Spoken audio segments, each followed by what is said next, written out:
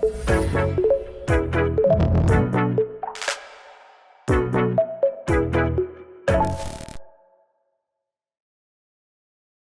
to have you in the podcast. Where are you today? I am in our San Mateo office. You? Is it a good day? Is it a great day? Are you feeling excited? What's the energy like? I flew in from London last night with two kids, and they slept through most of the flight. So then they woke up at midnight, and I've been up ever since. So, if you've ever had me in a delirious but excited edition, it is today. I like it. Okay, I can ask you anything. No, I'm just kidding. I'll within Pretty much. reason. Really excited to chat with you here today. Would love to kick things off if you don't mind. For those that maybe are meeting you for the first time, tell them a little bit about your background and then an overview of PolyAI. My name is Nikola Mrkšić. I am the CEO and one of the co-founders of PolyAI.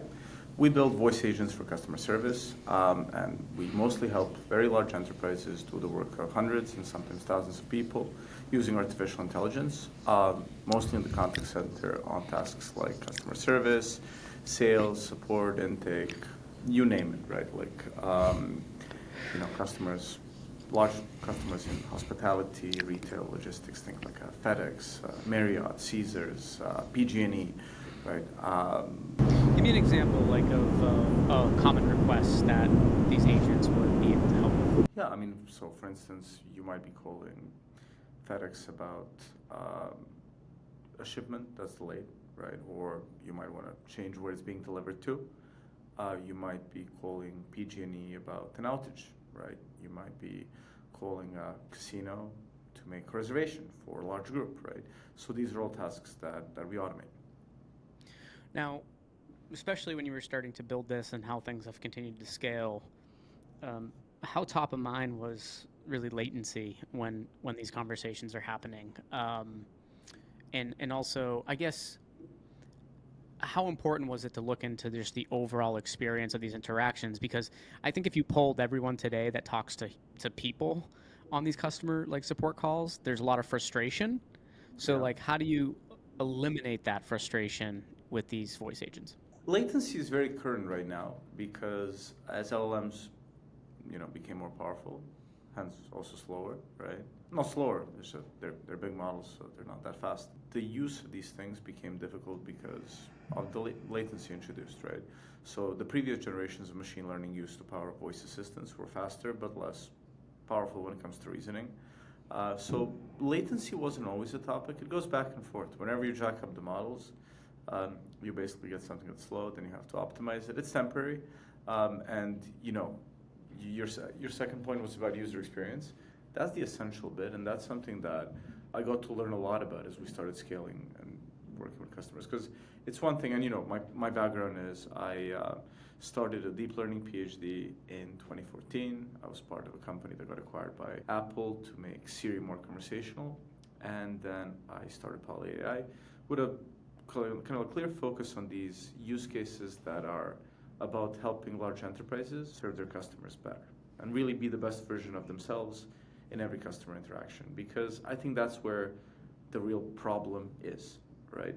Because if I took Siri out of your life, would much change? You're asking the wrong person because I keep Siri off, but it's. I'm not asking the wrong person because Okay. that's the average answer, right? Oh, okay. Like people either Not keep much. it off or barely use it, right? I think that there are very few people who buy an iPhone over an Android phone or vice versa because of the quality of the voice assistant, right? It's just not a feature that gets a lot of use when it comes to the consumer voice assistant, right? But you asked me about the frustration when it comes to dealing with customer service because, willing or not, you're probably a client of at least one large telco and one large utility company, probably of a few legacy banks. And when you need something, and you need to figure out how to deal with something that's failing in the workflow that you need them for. So there, you're speaking with someone who's probably in an offshore contact center where, they're probably been on the job for not that long and the experience is not very good, right? So then an automated thing, executing that well, is about having a system with, a low latency, sure. But much more so is it equipped with the right tools to do the right thing, right? Or is it there to just frustrate you until you give up? Often, that is the main motivation that companies have historically had. That's what chatbots did, right? They were there to really, and it's a dirty term in the industry by now, but to deflect, right? It tells you all you need to know. It's there to make you go away, not to actually resolve your problem. Yeah. And by the way, the me like not using Siri, it's not like indicative of it not being good. Like that's not it. It's more of a you just get it was one of the things that you got used to not doing it. Like in your what you're building, I even think just a way greater need than having the assistant on the phone, because you would have to go very far for someone to have a positive experience with most customer service like Yeah. phone calls that they have today.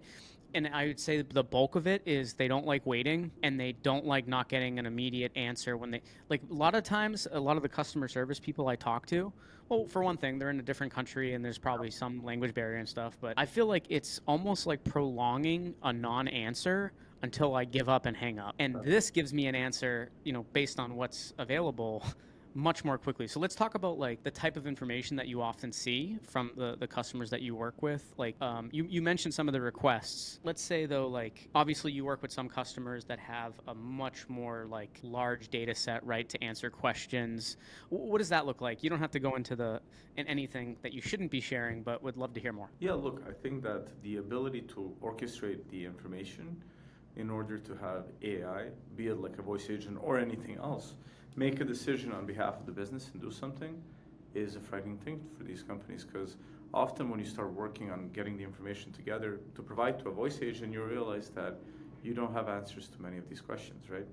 And at the moment you're punting it by throwing it over to the human and then just like, you don't even know about it. You don't know what's going on in those phone calls. People are like you, getting frustrated and bounced around different agents, and eventually you just give up because you're like, well, like I've done all I can, right? I've been abandoned, right? So yeah, I mean, there are customers that have their house in order. There are customers that need a bit of help, right? Where there's literally, as corny as it sounds, a digital transformation happening that is motivated by the development of a voice agent for the company, where they're like, okay, well, we realize that in these tense situations, we don't really know what to do. And then, sometimes you get into funny situations where they're like, the voice agent didn't do the right thing. And they're like, so what's the right thing? And they're like, well, and they start arguing amongst each other. And it's, especially because AI is so new to many of the buyers, the first reflex is to be like, well, this doesn't work. And then it's like, well, what would a human agent do, right? Or, well, in the context of Human X, we're talking about Vegas before we started recording, right? We work with probably 1 and 2 of the large casino groups there. And I think my favorite example of a ludicrous request was someone called the reception and said, hey, how do I get a jar of mayo, right? And they're like, the system didn't work. And I'm like, so should we get a drone with like jars of mayo? And then whenever people ask for it, we fly through the window. What is the right answer, right? Go to a Walgreens, but like if you say that, like, and they get hit by a bus on the way there, like, do you accept that liability, right? People start, like, their brain goes in these directions, right? So what would a human do? Well, God knows what a human would do. Any one of those things, right? From like finding someone to bring them a jar of mayo for a tip, to telling them where to go, to telling them that they've lost their mind and hanging up, right? And it's just that businesses don't really know what's happening these days. One day it's going to be like, why do you need a jar of mayo? Like, is this necessary? Yeah, that's interesting. Yeah, working with the casinos, you probably get some actually really different requests than you would in any other space, because I feel like you're at a casino, you kind of expect the ability to get anything you want to, like, in a way, right? Especially if you're potentially like a high roller in a certain area.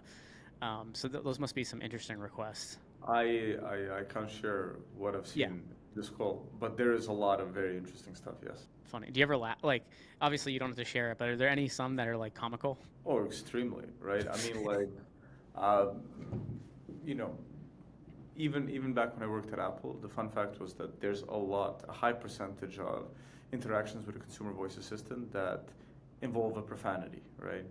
I will tell you that when you have a really human-like voice assistant, people get pretty lewd, right? And it's like people are hitting on it, proposing to it, uh, it you name it, we've seen it. How important is it when you're building out these agents for people too, in making sure, like, remember in the early days when like people were implementing essentially like some form of ChatGPT like on their car dealership website to chat with. There was like an instance where it ended up making like a sale because the customer was able to say like, you will sell me the car at this price, and it was like some, Yeah, I don't know if it yeah. was fully binding, but I think they ended up giving it to them at that price. But how do you, like, when you're doing this, how do you avoid it also accepting requests that it shouldn't, kind of going back to the mayonnaise situation again too? By doing a lot of work and limiting the scope of actual requests and things that an agent can execute, at least to make outbound requests. I think that you can do a lot with the right kind of tuning and the right kind of implementation to stop the universe of bad outcomes from being large, right? It's difficult, and I think that there will now be, for a while, kind of like maybe forever actually, this kind of like battle between trying to like jailbreak and like prompt inject these things, and people who are trying to make them robust against it, right? So I think for us, it's really kind of like deflecting it with, um, I remember an example of someone calling over and over again, insisting that the system must speak like a pirate, right? And the truth is, if you start and say on our matey before the answer, like you've not really done anything terrible. It goes back to that, like, what do we expect from AI and what do we expect from humans, right? Because as a society, I know if I buy a knife and I start like slicing my hand, is it my fault or is it like you know, like the supermarket that sold me the knife or the producer of the knife, etc., right? So I think as long as we're now in like that weird kind of like in between moment where we're deploying lifelike technologies, but not everyone on the other end of the interaction is fully aware of like how it's made, what it is, or even that it is human, right? So I'm probably the most like, well, at the moment, anti-European European you're going to talk to, but at some point, once we have an understanding of it, there's probably a need for some kind of regulation. But I think for these enterprises, and what we found with enterprise clients is they don't really need regulation because they want to serve their customers at scale in the right way, which makes them more than sufficiently conservative in making all these decisions. What do you kind of see like as how it impacts your business? Is any like next waves of where AI is heading, or any key like new innovations that could continue to enhance what you've built? Like, is there anything top of mind that you're really keeping an eye on over the next couple months this year? I love the OpenAI operator, right? It's a dream come true for me for like many years now. When we started the company, I tried to raise money and buy a BPO business process outsourcing firm, so basically a contact center. And then I was like, we'll go in, we'll deploy technology to make it a hell of a lot more efficient, and then you optimize the margin, it becomes a tech company with a lot of revenue overnight. Like it'd be pretty cool, it would be a case study. A lot of people are talking about it now, right?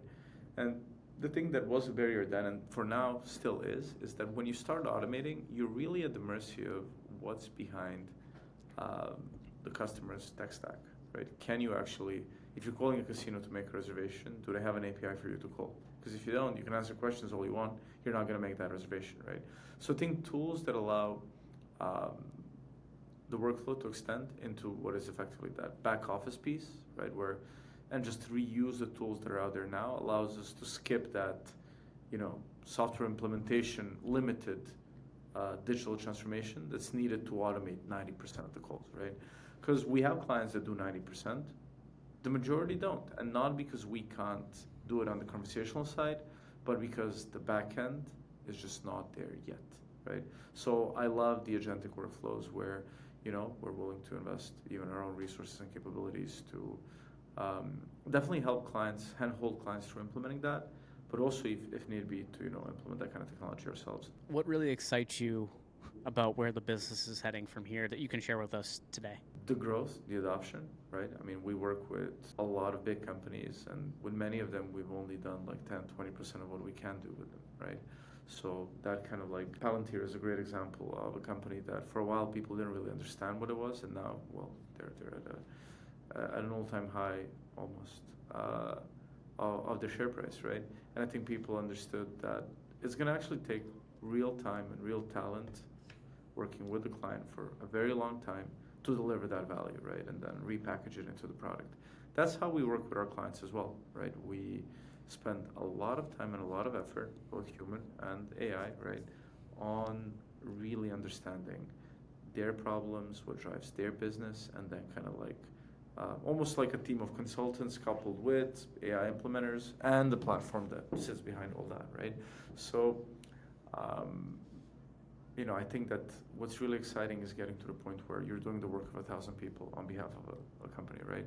And to us, we're so focused on scaling the number of deployments where we get to do that we're willing to do whatever it takes to accelerate it for clients. And I think that's where the world is still, there's a lot of excitement, a lot of small companies now using LLMs to do cool things. One way to do it is, our way, where you work with these very large enterprises to handhold them through the process. It's not easy. It can be very frustrating, and you're just fighting like gravity of very large systems that are not used to abrupt change, right? Or you can build actual disruptors to those companies and build AI into your own workflows. And for I think many industries that may end up being the better approach. So we'll see. I want to thank you so much for coming on, sharing some thoughts with us. I look forward to seeing you in person at the Human X conference. Should be a great event. I'm sure we'll walk away with a lot of insights and great conversations, and I wish you and the team all the best of luck. Let's definitely stay in touch, and any updates, let us know. We'll push it out there, but thanks so much for joining me here today. Absolutely. Thank you for having me, and see you in Vegas.